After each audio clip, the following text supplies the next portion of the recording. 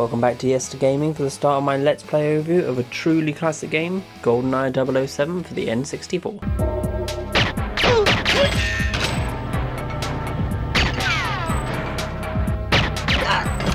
This first-person shooter was released by Rare in 1997 and has some incredibly high ratings amongst critics, having a 96 rating on Metacritic and a 9.7 on IGN.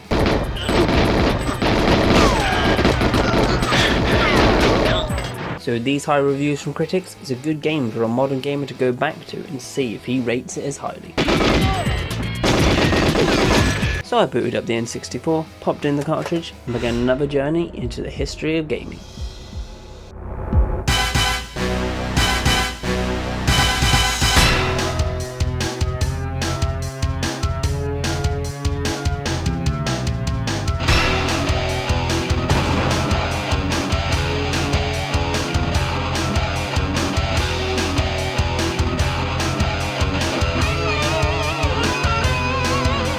Now I know the game's missions are reasonably short, so I'm going to try and show you a few missions in each video and try not to overly cut it like I have with previous videos so you get a better feel of what the game is like.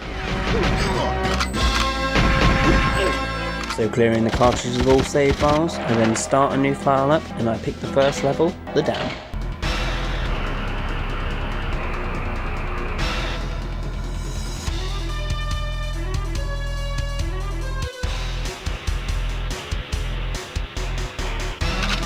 Upon gaining control of Bond, I quickly find that the standard controls aren't that comfortable to me, though this might be because I'm not used to the novel shape of the N64 controller. But playing around with the control styles, I eventually find that the solitaire control style is the most comfortable for me.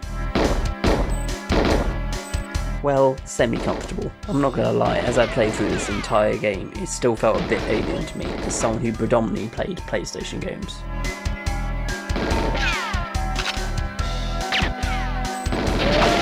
For persevering, I run around shooting Russians with Bond's iconic PP7 before finding a KF7 Soviet rifle and a sniper rifle as well. Advancing onwards, I then pick up some armour and I kill all the Russians in the area.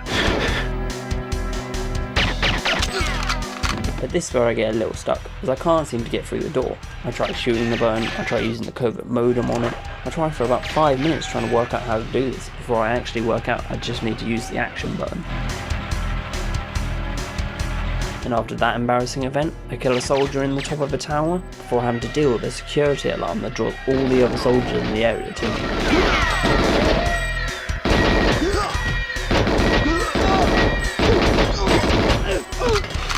Clearing them all out, I then shoot the lock off the gate and then start travelling across the dam.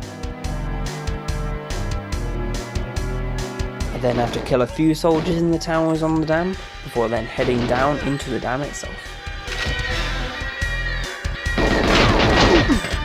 While down here, I find the DD-44 pistol, using this to slaughter more soldiers.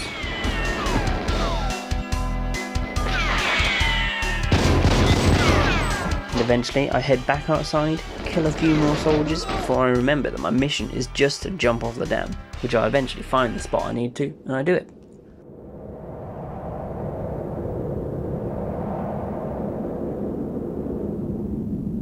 Now this mission took me 17 minutes to do, but that's because I wasn't paying much attention to my objectives. But nevertheless, I'm going to head into the second part of mission 1 now, the facility.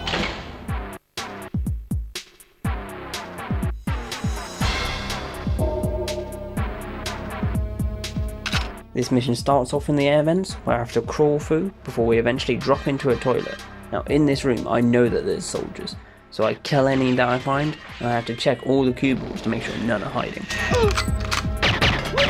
But then I'm ambushed, as I'm not being stealthy enough by using an assault rifle to kill these soldiers, so I have to kill another wave of soldiers that come in, and as you see, I still haven't mastered the controls, as I accidentally throw a controlled explosive. Getting out of there, I explore around upstairs a little bit before heading downstairs.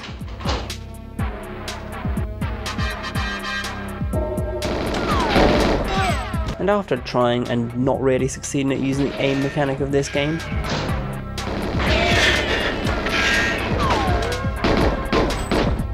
I find a guard who's holding a clearance card and steal it off his dead body. Wandering around and killing a few more guards, then find a locked door and find out that I need to use a panel in the next room to open it.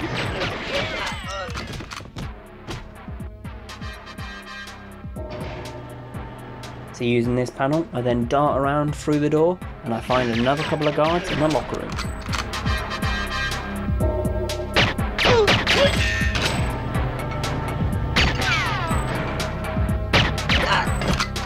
Here I learned that the lockers comedically explode in their shot, and then I head into the next room where I not only have to deal with some guards that are following me from behind, but also the ones in front of me. By killing them, I then check around the labs and find nothing really of interest. So I head on to the next room and kill another guard, but sadly he drops a grenade and the explosion almost kills him. But my death is shortly followed as I'm shot from behind.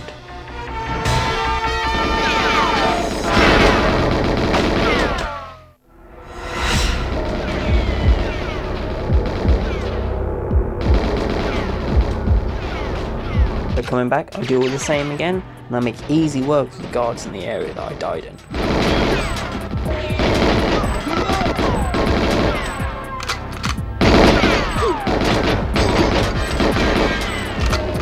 And then after using a control panel to get through another locked door, I kill a couple of guards who are hiding, and then I slay my way up the stairs.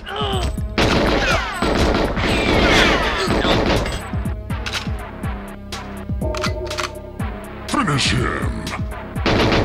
I then carefully advance through the corridors, killing all the guards that I come across, before reaching the bottling room, where I have my objective of destroying all the tanks. So I kill the person in the room, and then I use my controlled explosives to try and ultimately fail at destroying all the tankers. Upon leaving though, I learned that it also did me up with 006, so I then head back through the level, doing all the same again to reach the bottling room. I kill the soldier in the room again, and then I use my controlled explosives this time to successfully destroy all the tankers. But then I look around and I can't find 006. It's at this point though that I realise the guy I'm killing is probably 006. So the next time through I approach him and I find it is 006. So I complete that objective, and then after destroying all the tankers I quickly leg it out of the room, finally completing this mission on the 4th attempt. At this point I took a short break from the game, but when I came back I found that all the original save files that I deleted have been restored. Confused, I Google it, and I find that certain N64 games, like GoldenEye, have what's called an EEPROM chip for saving on the cartridge, and this chip can eventually die, meaning it won't save or change your game files. My copy appears to have a dead EEPROM chip. Luckily for me though, one of the original save files on this cartridge has completed all the missions, so I decided my best plan of attack is to use that save file and go through and select every mission in order to play the game through to the end. So doing that, I then head into the third part of mission 1, the runaway.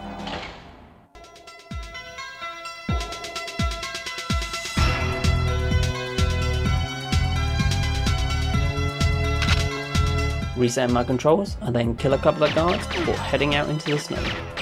Quickly come across a tank, which I decide to explode in case any enemies can get in it. I then approach a small shed, finding a few grenades in the box outside, and then head inside and find a couple of guards, which I quickly kill, and then pick up the plane key that's sat on the table, meaning all I have to do is find the plane on the runway. There's several guards for me to kill here, but I decided just to run like Rambo across the runway through a sea of gunfire. Then hide behind a building before spotting the plane, so I decided to make one final run for it, achieving Bond's escape.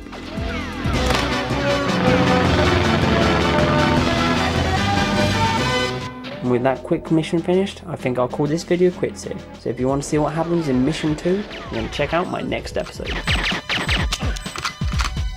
And as always, if you like this video, please like and subscribe to the channel. And if you're wanting updates on when the next video is going to be, then head over to Facebook and follow my YesterGaming page. The link's going to be in the description below.